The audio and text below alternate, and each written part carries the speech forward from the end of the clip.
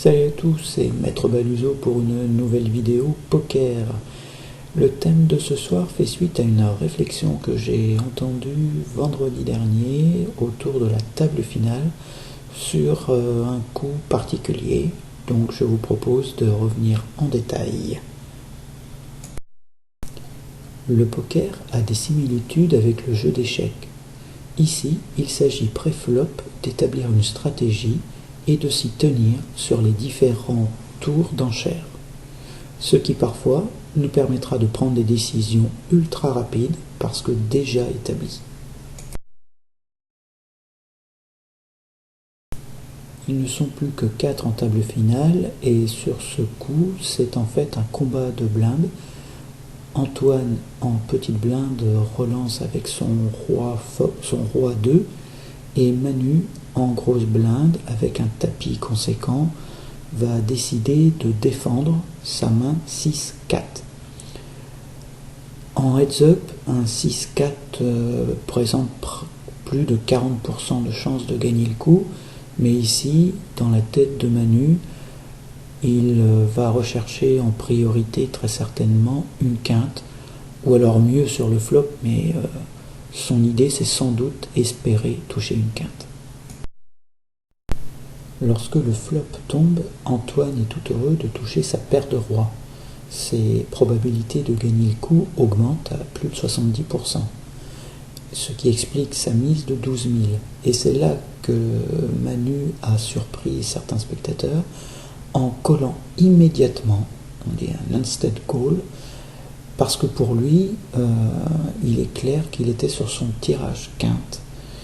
Il a fait un calcul rapide, il le savait avant, il a droit à 8 out pour faire quinte. Il lui faut un 2 ou un 7.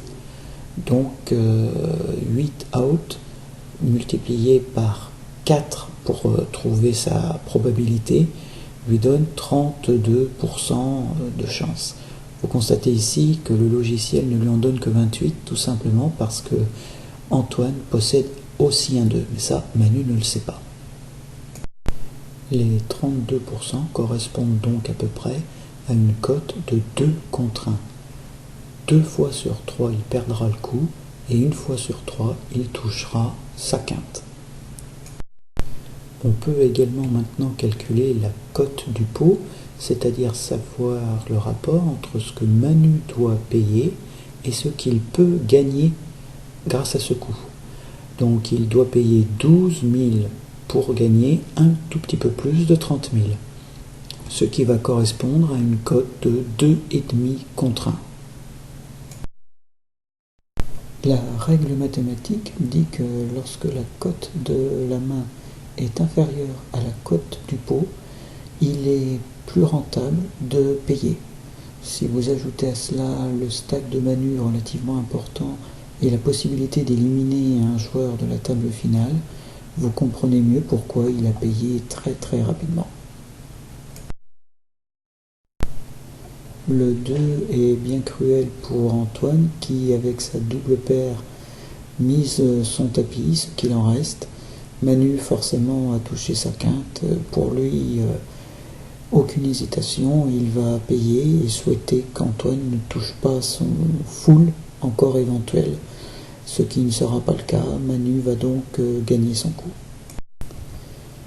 Et bien voilà, en conclusion, on pourra dire que pré-flop, il s'agira d'anticiper les différents scénarios possibles en fonction de notre main de départ et donc de s'y tenir au fur et à mesure des tours d'enchères.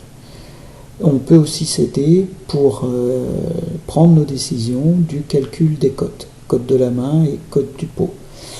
Voilà, je vous dis à bientôt pour une nouvelle vidéo. Salut!